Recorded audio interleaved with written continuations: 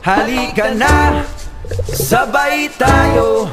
At kung sinong may gusto, dahil sa tubig alat, likas na yaman to.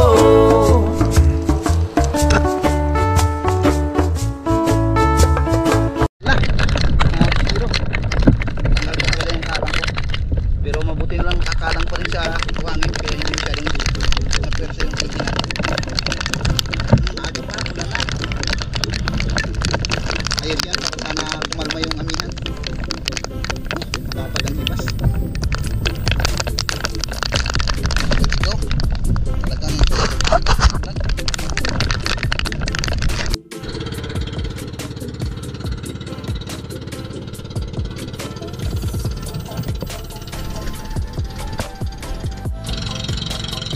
medyo malayo yung spot na naging target natin para sa araw na ito, dahil nga kung dito lang tayo sa malapit ay malaki ang posibilidad na napakalabo pa ng visibility dahil maraming ilog dito sa amin na mas malapit sa dagat kundi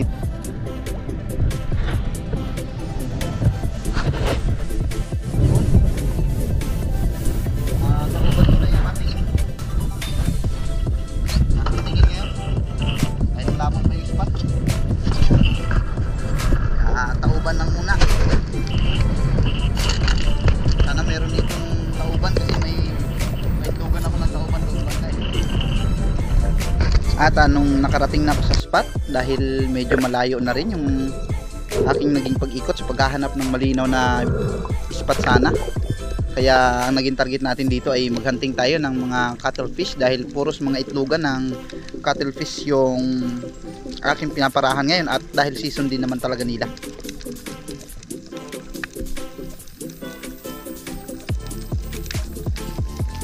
Kaya hindi pa tayo lubos na nakapag-focus sa pamamana natin ng isda, dahil napakalalayo ng distansya ng bawat itlogan ng mga tauban o ng cuttlefish na ito.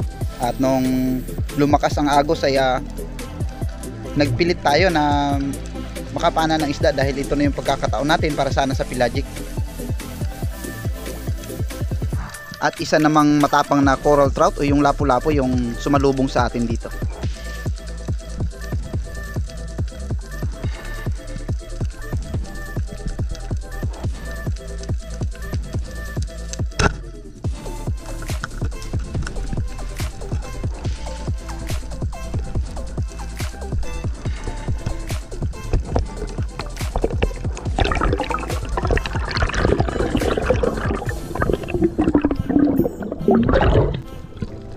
At dahil nga napakalabo ng visibility, halos hindi natin makita yung isda na pinapana natin, kaya pagpasensyahan nyo na po muna.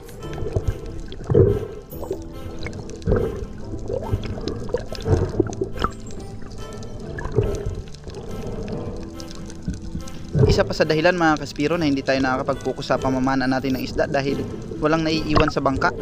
Solo dive lang ako, kaya delikado kung iiwanan natin ng mas malayo ang bangka, baka maanod dahil malakas ang amihan, kaya mahihirapan tayong habulin. At maraming beses ko na rin po yan nasubukan, kaya nag-iingat na ako, dahil maraming beses na rin na napulikat ako sa paghahabol ng bangka. Lapu-lapu o coral trout, bigdat naman sa ibang tawag o ublong, ang ating naging unang isda para sa araw nito.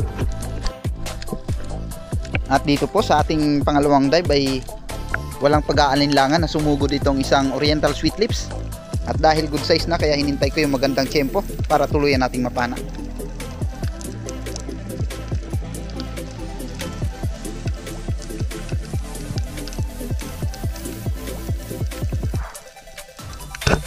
Ang buong akala ko mga kaspiro ay didiretso na siya sa malalim. Mabuti na lang ay nabigyan tayo ng magandang pagkakataon nang bumalik siya at sumalubong sa atin.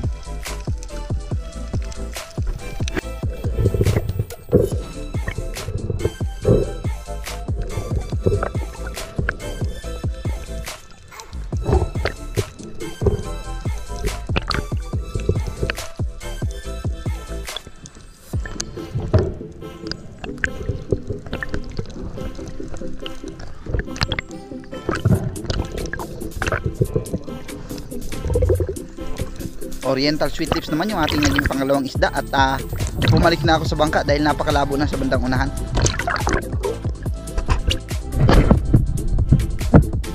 Ito lang, dalawang piraso lang. Sa punong talon. Nakatagtag pa. Buhay pa.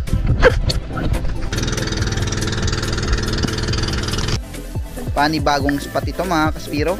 Ito yung palagi kong pinapanaan ng surahan. Sana ngayon ay mayroon.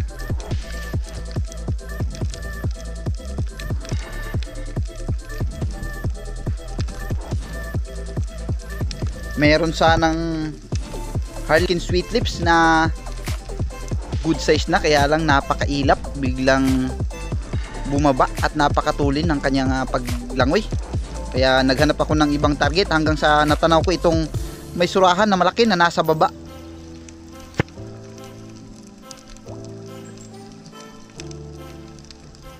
Kaya lang ayaw niyang sumugod ng tuluyan, kaya tayo na ang gumawa ng paraan.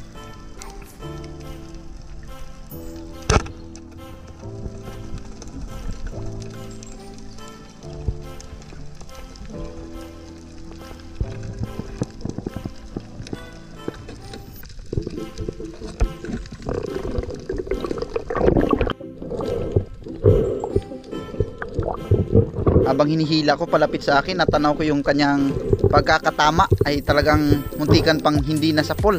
Mabuti na lang talagang nahuli pa rin natin ito. At ito yung ating naging pangatlong isda, isang unicorn fish o yung surahan. At napakasarap nito pang ihaw mga kaspiro.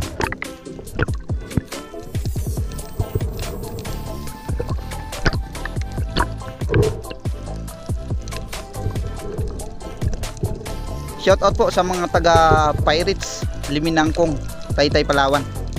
Ayan, sa kanila ako nakakita ng binabalatan pala ito at inaadobo yung surahan.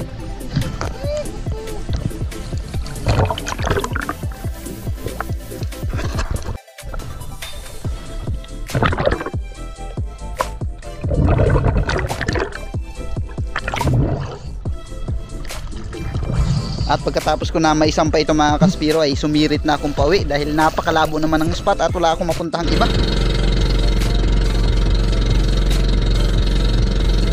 Ayun nga po mga kaspiro, kanina ay nasalubong natin yung nagbabantay sa post office at binigay niya na yung ating matagal nang hinihintay. Ito yung Google AdSense para sa YouTube. Ayan, para sa address verification. I-apply na natin yan.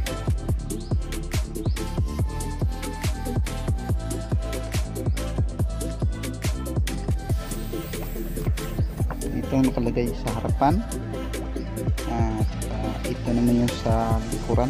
Ito pala ay galing sa Malaysia. Ayan, Malaysia pala ito.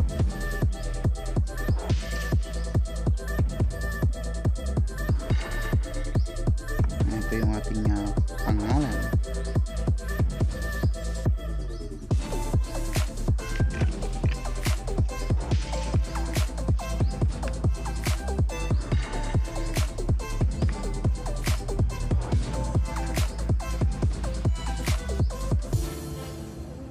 Confidential po kasi yung nasa likod, kaya hindi natin pwedeng iharap yung nilalaman nito dahil yung verification ng address po natin yan.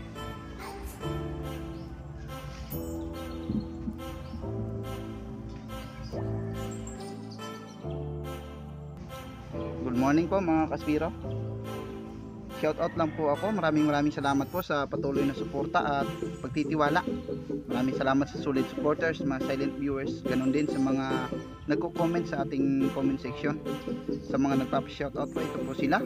Kay Paypay, happy birthday daw po kay Angelica May Duhali Borines ng Boracay, Yapak, Malay, Aklan. Ganon din po kay Charis Abiner and family ng Santa Teresita, Dumaran, Palawan. Yan, kababayan, ano. Maraming salamat din po kay Fishing and Cooking with Lakay, Christian Spiron and family, kay Jewel Kaibog, Modesto Paul, Lucasi, Kasalom TV, Fishing Colody, kay Edimoto Official, Nixon Echon ng La Union, kay Judith Gomez, maraming salamat din po.